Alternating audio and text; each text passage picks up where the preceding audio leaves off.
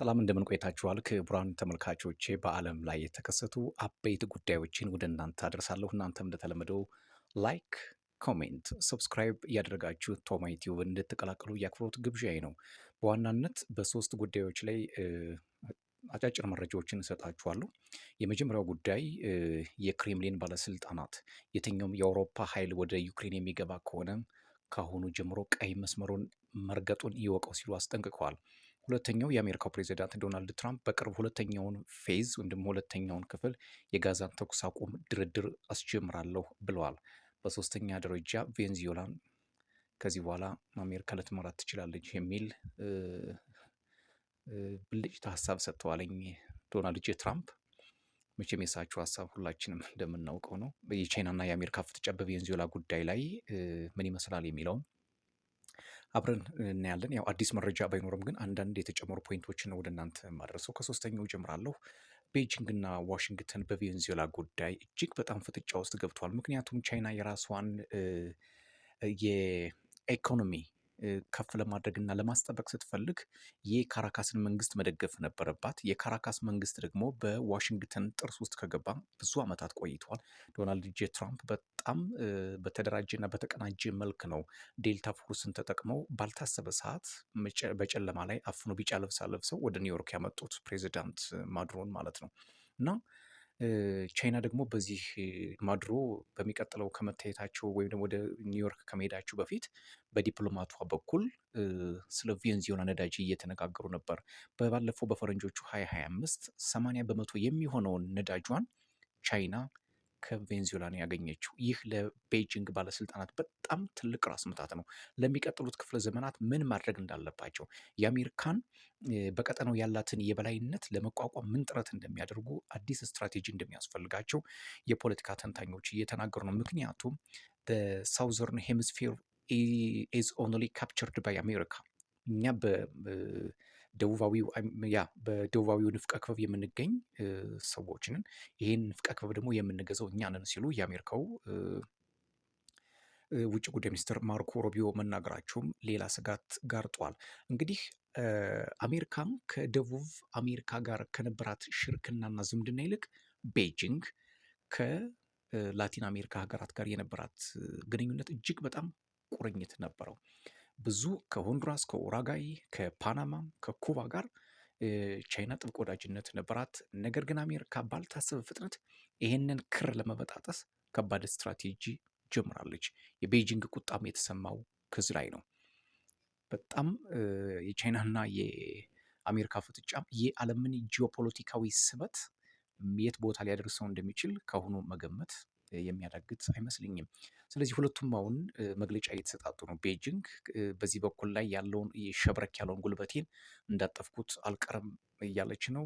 የዋሽንግተን ባለስልጣናት ደግሞ ከዚህ በኋላ በዚህ ንፍቀ ክበብ ብቸኛው መሪ እና ተጠሪ እኛ ብቻ ነን፣ ማንም በዚህ ንፍቀ ክበብ ወይም ደግሞ በሳውዘርን ንፍቀ ክበብ ላይ ማንም ሰው ሊመጣ አይችልም የሚል መግለጫ ሰጥተዋል። ክሊር የሆነ የሁለቶቹ የቤጂንግ እና የዋሽንግተን መግለጫ ሰጣ ገባውን ውዝግቡን እንደሚጨምረው ግልጽ ነው። ሌላ ሁለተኛው መረጃ የሚሆነው እንግዲህ ሁለተኛ ዓመቱን ጨርሶ ወደ ሶስተኛ ዓመቱ የገባው የእስራኤልና ሐማስ ጦርነት የዓለምን ፖለቲካ በእጅጉ እንዳመሰቃቀሉ በተለይ ደግሞ በመካከለኛው ምስራቅ ያለውን የፖለቲካ ኃይል ምን ያክል እንዳፋለሰው፣ ሰላሙን ምን ያክል እንደበጠበጠው፣ የሰው ልጆችን ስነ ልቦና ምን ያክል እንዳቃወሰው ሁላችንም የምናውቀው ነው። በታይምስ ኦፍ እስራኤል ይዞት የወጣው መረጃ እንደሚያሳየው ዩኤስ ፕላን ቱ ስታርት ሰከንድ ፌዝ ኦፍ ጋዛ ዲል ቢፎር ሐማስ ዲስአርምድ ላስት ሆስቴጅ ቦዲ ሪተርንድ። እንግዲህ በባለፈው የአሜሪካው ፕሬዚዳንት ዶናልድ ትራምፕ የእስራኤሉ ጠቅላይ ሚኒስትር ቤንያሚን ኔታንያሁ ወይም ደግሞ ቢቢን በማላራጎ በሚገኘው ቤታቸው ተቀብለው የራት ግብዣ እያደረጉላቸው ባለበት ሰዓት ሁለተኛውን የተኩስ አቁም ዘላቂ የተኩስ አቁም ሀሳብ በቅርቡ ጀምረዋለሁ።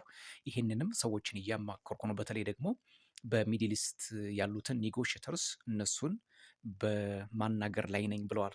አንድ የገረመኝ ግን የሐማስ ትጥቅ ወደ መፍታት አዝማሚያዎችን እያሳየ ነው። ዩኤስ ፕሬዚዳንት ዶናልድ ትራምፕ አድሚኒስትሬሽን ቶልድ ፕራይም ሚኒስትር ቤንያሚን ኔታንያሁ ላስት ዊክ that he committed to both bringing back the deceased hostage from Gaza and disarming Hamas. ሐማስን ትጥቅ ለማስፈታትና የመጨረሻውን ታጋች ወይም ደግሞ ማስተር ሰርጀንት ራቭን ጊቭል የሚባለውን ሰውዬ ለመመለስ ቃል ገብተውላቸዋል።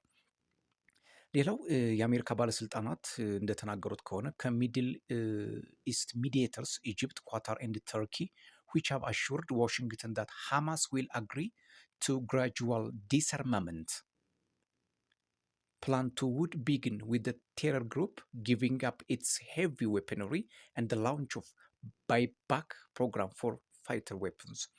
አሁን ሐማስ ቀስ በቀስ ትጥቁን እየፈታ ከባባድ መሳሪያዎችን እያወረደ የሚሄድ እንዲሄድ ለማድረግም ጥረት እናደርጋለን ነው የሚሉት። ነገር ግን ታይምስ ኦፍ እስራኤል እንደሚያስነበው it was not clear whether this framework will be sufficient for Israel. Hamas officials have publicly asserted that the organization will only agree to give up its weapon in a negotiated process that resulted in the establishment of Palestinian state. የፍልስጤም መንግስት እስከሚመሰረት ድረስ ትጥቄን አሳልፌ አልሰጥም የሚል ሐማስ በግልጽ አቋሙን አስቀምጧል። እንግዲህ ቦርድ ኦፍ ፒስ የሚባለው ወይም ደግሞ ይሄ የሰላም ኮሚቴ የሚባለውን ከጀርመን፣ ከቱርክ፣ ከኳታር፣ ከተባበሩት አረብ ኤሚሬትስ፣ ከጣሊያን የተቋቋሙ በዶናልድ ትራምፕ የሚመራ ወደ አካባቢው ሊያመራ እንደሚችል ሐማስም በዚህ ላይ ግድምዳሜ መስማማቱን መግለጫ ሰጥቷል። ሌላው ሶስተኛው መረጃ የሩሲያ ባለስልጣናት በእጅጉ ያስጠነቀቁት አንድ ጥብቅ ጉዳይ አለ። ዋሽንግተን ታይምስ ይዞት የወጣው መረጃ እንደሚለው ምንድን ነው የትኛውም አይነት የውጭ ወታደሮች ወደ ዩክሬን የሚገቡ ከሆነ አደጋው የከፋ ነው ሲሉ የሞስኮ ባለስልጣናት ጠበቅ ያለ እርምጃ ሰጥተዋል። ምክንያቱም በባለፉት 2 ቀናት እንደምታውቁት የአውሮፓ ከፍተኛ ባለስልጣናት ወይም ደግሞ ጀርመን፣ ፈረንሳይ፣ ዩናይትድ ኪንግደም ወይም ደግሞ የኮሊዥን ኦፍ የፈቃደኞች ጥምረት ኮሊዥን ኦፍ ዊልስ የሚባሉት እነዚህ ወደ ዩክሬን ወታደር ለመላክና የሰላም ስምምነቱ እንዲጸና ለማድረግ ጥረት እንደሚያደርጉ ተናግረው ነበር። ቭላዲሚር ፑቲን ግን ከዚህ በፊት አስቀድሞ በተደጋጋሚ የትኛውም አይነት ወታደራዊ ጣልቃ ገብነት ጦርነቱን ከማራዘም ውጭ ሌላ ትርፍ የለውም ሲሉ ማስጠንቀቃቸው የሚዘነጋ አይደለም። ይሄ የሞስኮና የብራሰልስ ፖለቲካ ወደየት ሊሄድ ይችላል፣ ኬቭንስ ምን ሊያደርጋት ይችላል የሚለው ቀስ ብለን የምናየው ጉዳይ ነው የሚሆነው። ነገር ግን አሁን የሩሲያ ውጭ ጉዳይ ሚኒስትር ሰርጌይ ላቭሮቭ ቀድመንም ተናግረናል፣ አሁንም ደግመን እንናገራለን፣ ዊ ሪትሪትድ አጌን ደግመን ደጋግመን እንናገራለን፣ የትኛውም የአውሮፓ ወታደር በዩክሬን ከታየ ፈርስት ታርጌትድ ቀድሞ ኢላማችን ውስጥ እንደሚገባም ጠላትና ወዳጅ ይወቅልን ሲሉ አስጠንቅቀዋል። ሌላው መረጃ እንግዲህ አጫጭሮች ናቸው። በተለይ የሩሲያ ጥቃት ቀጥሏል። በዲኒፕሮ አካባቢ ኦልሞስት ወደ 1 ሚሊዮን ሰዎች ከመብራት እና ከኃይል ውጭ ሆነዋል።